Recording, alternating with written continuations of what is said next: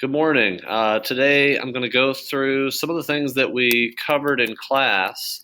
Remember, in our last class meeting, we had the activity on the Treaty of Versailles. So I think this was the last slide where we left off. Previously, I was kind of introducing, the cast of characters, if you will, the leading members of the Allies at the end of the war. These were the men that gathered together in Paris to negotiate a peace settlement at the end of World War One.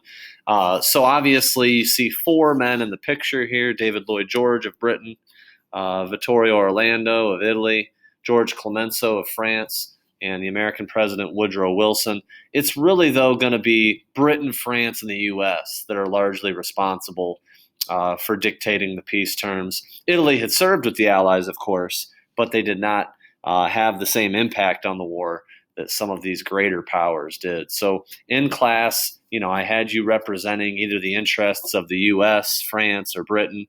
I'll kind of use this video to kind of review some of the main goals of each of those countries, and then obviously we'll talk. I'll talk a little bit about the end result. The main provisions that were agreed upon in the Treaty of Versailles. So, starting with France here, you see a picture of George Clemenceau, nicknamed the Tiger. France was especially vengeful towards Germany. Their homeland had been invaded. The impact of this war wasn't just felt on their military. Of course, France being in the fight from start to finish, they had lost a significant number of men in the course of the fighting. But in addition to that, you had significant losses for the civilian population of France. People that were displaced from their homes, civilians that died. There was, I guess you could say the effects of the war were felt greater. Were felt more in France probably than any other part of Europe. And so that's really reflected in the French goals through the peacemaking process. Clemenceau really wanted to destroy Germany on all levels, militarily, economically, politically, in hopes that they would never again threaten France.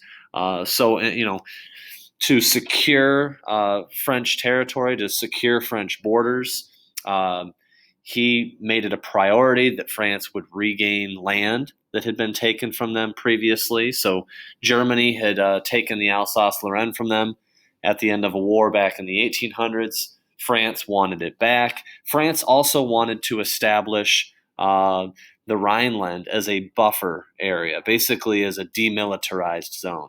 So that region would still technically be German territory, but Germany would be agreeing to supervision there. Germany would not be allowed to have troops in that region. And so, of course, those were some of the main goals set forth by Clemenceau and the French delegation. But of the three big powers here, I would say they were the most extreme in their demands. But again, you have to remember their experience during the war.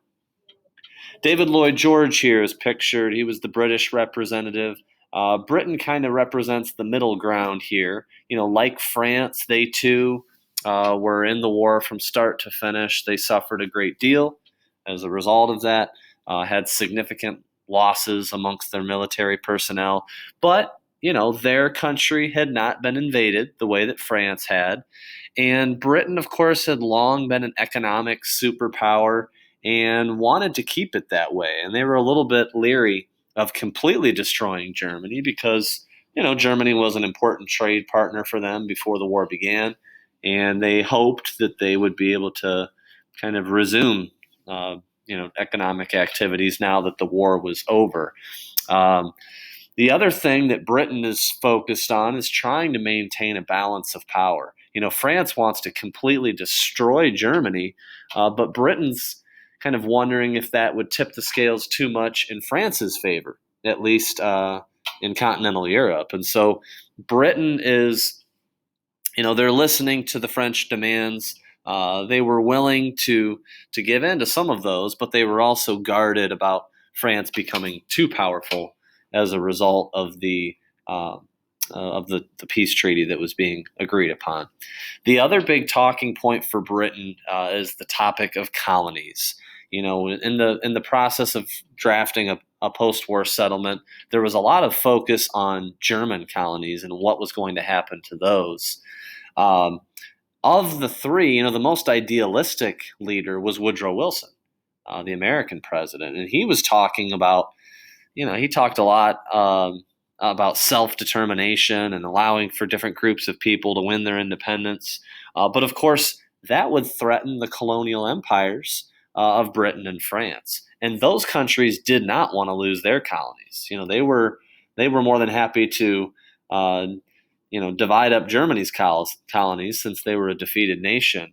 But Britain and France did not, they weren't ready to relinquish theirs. And so Britain, like I said, kind of represents the middle ground.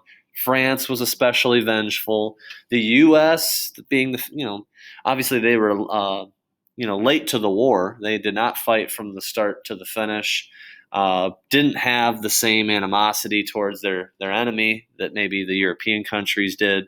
And in the case of Woodrow Wilson, he really hoped truly that this would be a war rather, to end all wars. That this would they'd be able to create a lasting peace settlement out of this. And so, if you were assigned to the U.S., you kind of saw, bullet points, the different, the 14 points that Wilson drafted. That he really wanted to make a point of emphasis during the process of making a peace settlement. For the U.S., they're coming out of this war in a very good position. They had given loans to European powers in the first years of the war. They were ready to collect on European debt. They wanted to ensure the success of future trading opportunities. Wilson himself was a supporter of creating the League of Nations, which would have been, an international peacekeeping body. And of course, there were a number of other issues that he kind of brings up in his 14 points. But like I said, of the three, the most idealistic, really kind of fighting for those democratic ideals at the end of World War I. So, and I guess I did throw Italy in here, even though they weren't represented during our class activity. I'll still talk briefly about Italy here. Italy did not come out of this war really feeling good about their involvement. I mean, they had been promised a significant amount of land by the Allies for fighting in the war. Italy did not end up getting that land as they were promised. And moving forward, Italians would refer to some of those sought-after territories as unredeemed Italy.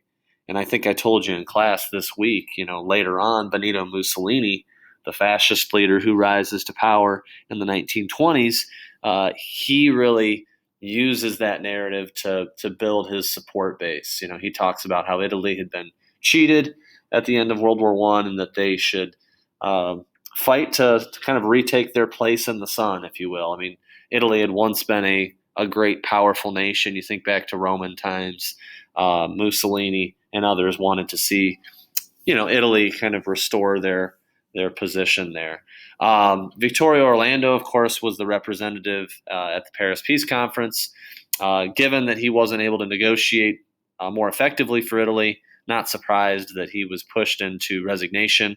And like I said, all of this is going to impact their role in World War II later on. Italy fought with the Allies during World War I. They will fight against the Allies in World War II, instead joining Germany and Japan as members of the Axis powers. This was the slide I shared with you in class, but I wanted to put it up here once more just in case you needed to review this for the political cartoon discussion board that I want you to respond to. So this kind of gives you the main provisions that were agreed upon. We had our class settlement that you guys came up with. This is what actually happened. So for the discussion board, I want you to kind of summarize what the main provisions of the treaty were, and you can use this slide to do that. In addition, I would like you to answer the questions about the political cartoon. I tried to go over that in class a little bit. If you have questions, let me know. But really, today's work, after you've watched this video, is just to make sure that you've posted on the discussion board. I'll have some review work for you during the next remote day. And when I see you again in class, we'll kind of finish talking about World War I, we'll talk about the legacies of the war, and we'll review for next week's test, which will happen Thursday or Friday, depending on whether you're gold team or black team. So that's all for now. I'm going to stop the video. I hope you have a good day, and I will see you soon.